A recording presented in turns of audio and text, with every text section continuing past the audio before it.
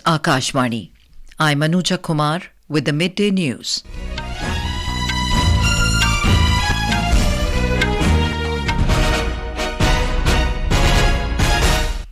The headlines.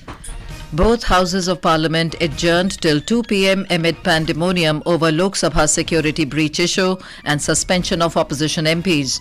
49 more MPs suspended from House for remaining part of the session for unruly behaviour. Opposition parties stage protest in Parliament House complex.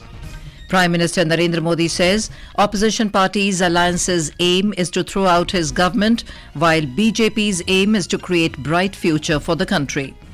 Union Minister Anurag Singh Thakur calls upon country's youth to join My Yuva Bharat platform to make India a developed nation by 2047. Death toll rises to 116 in earthquake-hit Gansu and Qinghai provinces of China. And in cricket, India to take on host South Africa at Gqeberha this afternoon. And now the news in detail.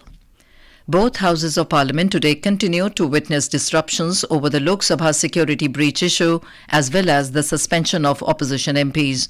The Lok Sabha and the Rajya Sabha were adjourned till 2 p.m. At 12:30 p.m., when the Lok Sabha met after the second adjournment, members from Congress, TMC, DMK and others continued with their protest. 49 more opposition MPs were today suspended for their unruly behaviour for the remaining part of the winter session. Minister of State for Parliamentary Affairs Arjun Ram Meghwal moved the motion to suspend the MPs for displaying placards and undermining the rules of the House. The motion was adopted with a voice vote. The suspended MPs include Shashi Tharoor and Manish Tiwari of Congress, Supriya Suli of NCP, Farooq Abdullah of NC, Dimple Yadav of Samajwadi Party, Sudeep Bandyopadhyay of TMC and Rajiv Ranjan Singh of JDU. Later, the House was adjourned till 2 p.m. Earlier, the House witnessed two adjournments. Opposition MPs continued to create ruckus in the House over the Lok Sabha security breach as well as the suspension of MPs. Lok Sabha Speaker Om Birla repeatedly asked the agitating members to go back to their seats, but they continued with their protest. He asserted that the House will function as per the rules. The scene was no different in the Rajya Sabha. When the upper house reassembled after the first adjournment at 12 noon, members from Congress, DMK, TMC, JDU, Left and others created uproar and the House was adjourned till 2 p.m. In the morning, opposition parties continued with their protests demanding Home Minister Amit Shah's statement in the House over the security breach issue. Prime Minister Narendra Modi has said that the aim of the opposition party's alliance is to throw out his government, while BJP's aim is to create a bright future for the country. Mr. Modi stated this while addressing the BJP Parliamentary Party meeting in New Delhi today. Talking to media after the meeting, Parliamentary Affairs Minister Prahlad Joshi quoted Mr. Modi as saying that BJP will work for the development of the country. तो आज कुछ लोग मिल रहे हैं दिल्ली में alliance के नाम पे, उनके बारे में भी तो उनका मकसद ये है कि इस सरकार को उखाड़ के फेंक देना। लेकिन हम सब जो बैठे हैं हम लोगों को कहा हमारा विचार है भारत का भविष्य उज्जवल बनाना, ये हमारा सोच है और काम करेंगे, ये हमारा सोच है। उन्होंने विकसित भारत संकल्प यात्रा में 2 दिन स्वयं माननीय प्रधानमंत्री जी गए थे, उसके बारे में उल्लेख किया। Talking about the Lok Sabha security breach issue, Mr. Joshi informed about the Prime Minister saying that everyone believing in democracy should have condemned the security breach. The Prime Minister said some parties in a way are supporting this action, which is as dangerous as the breach itself. Mr. Modi also criticized the opposition for disruption in the parliament, saying they are rattled by the defeat in the recent assembly polls. On the other hand, opposition parties staged a protest in the Parliament House complex over the suspension of MPs as well as the Lok Sabha security breach issue. Samajwadi Party leader Professor Ram Gopal Yadav also questioned the government over the suspension of MPs. Earlier, the floor leaders of INDIA alliance parties held a meeting in the Parliament House complex to chalk out their strategies. The first session of the newly elected Chhattisgarh Vidhan Sabha commenced today. The 3-day session will conclude on Thursday. The newly elected members of the 90-member Chhattisgarh Assembly took the oath on the first day of the 6th Vidhan Sabha. Pro tem Speaker Ram Vichar Netam administered the oath. Three-time Chief Minister Raman Singh has been unanimously elected as the new Speaker. On the second day of the session, Governor Biswa Bhushan Harichandan will deliver his customary address to the House tomorrow. This is Akashvani giving you the news. For quick news updates round the clock, follow us on our Twitter handle at AIR News Alerts. In news just in, Rajya Sabha adjourned till 3 o'clock. Prime Minister Narendra Modi will interact with and address the participants of the grand finale of Smart India Hackathon 2023 through video conferencing this evening.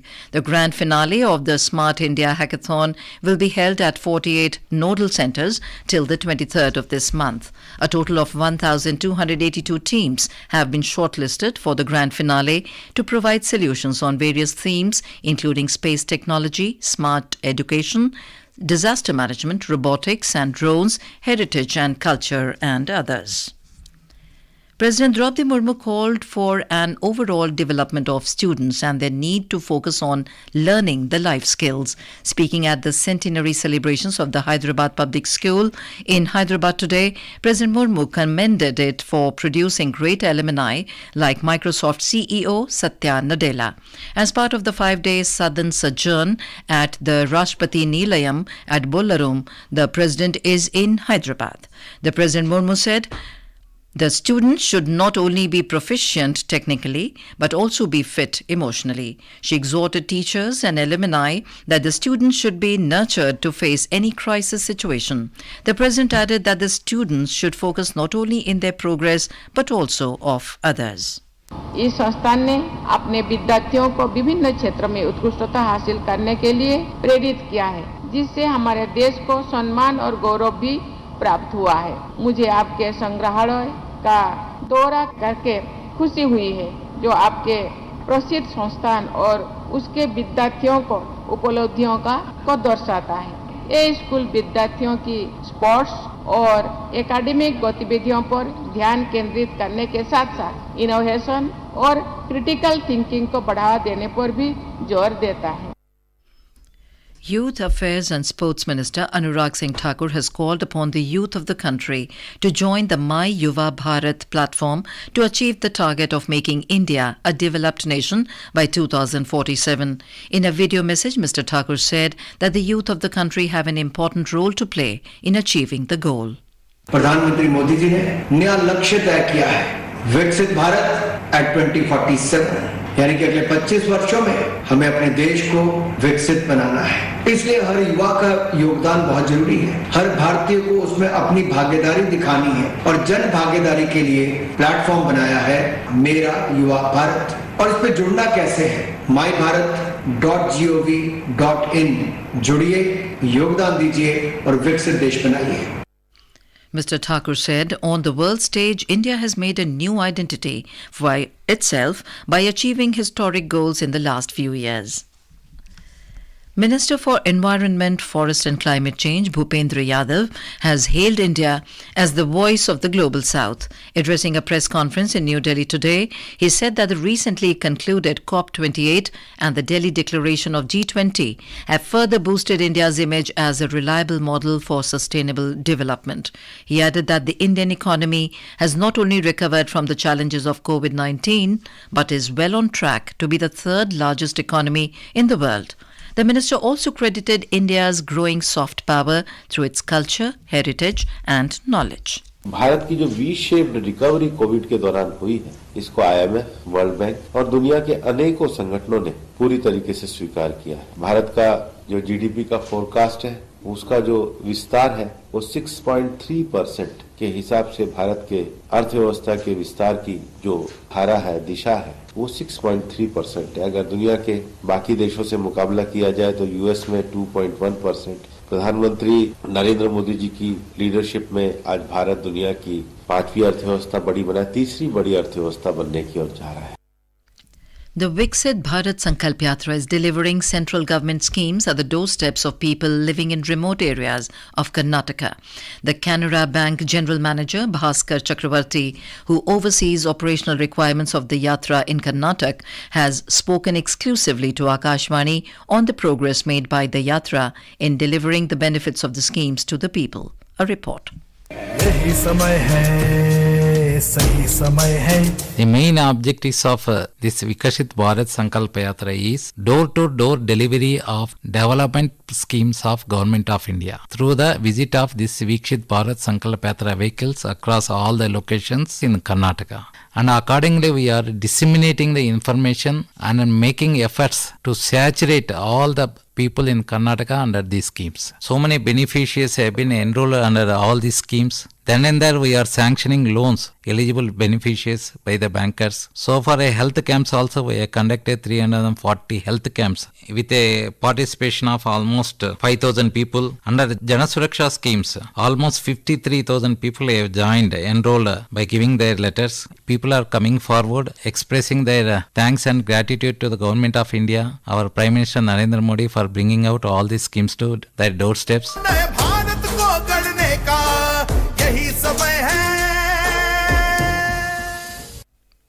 A group of 55 pilgrims left for Pakistan from Durgiana Temple in Amritsar this morning via Atari-Wagha border road to visit various pilgrimage sites, including Katas Raj. This group from Tatanagar includes 40 men and 15 women. Durgiana Temple Pilgrim Committee President Lakshmikant Chawla said that these pilgrims will visit their Guru Dhams in Pakistan and will return on 25th of December.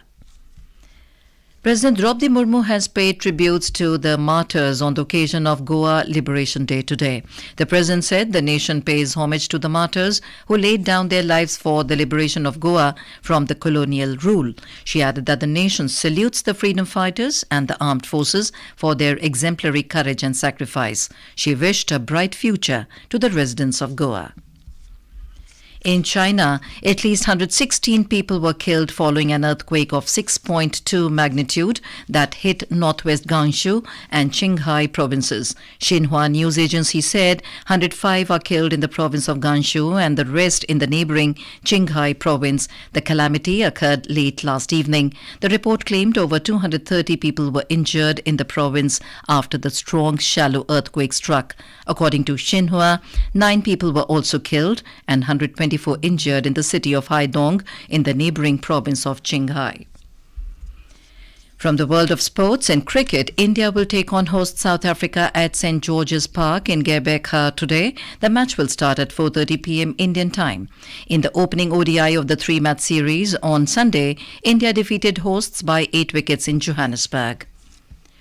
Almost the entire Rajasthan is reeling under severe cold as the minimum temperature in many areas dropped to near freezing point for several consecutive days. The minimum temperature of -1 degree Celsius was recorded in Mount Abu today. The mercury dropped in Fatehpur of Sikar and reached near the freezing point. And now, before we end the bulletin, the headlines once again. Both houses of parliament adjourned till 2 p.m. amid pandemonium over Lok Sabha security breach issue and suspension of opposition MPs. 49 more MPs suspended from House for remaining part of the session for unruly behaviour. Opposition parties stage protest in Parliament House complex. Prime Minister Narendra Modi says opposition parties' alliance's aim is to throw out his government, while BJP's aim is to create bright future for the country. Union Minister Anurag Singh Thakur calls upon country's youth to join My Yuva Bharat platform to make India a developed nation by 2047. Death toll rises to 116 in earthquake-hit Gansu and Qinghai provinces of China. And in cricket, India to take on host South Africa at Gqeberha this afternoon. And with that, we end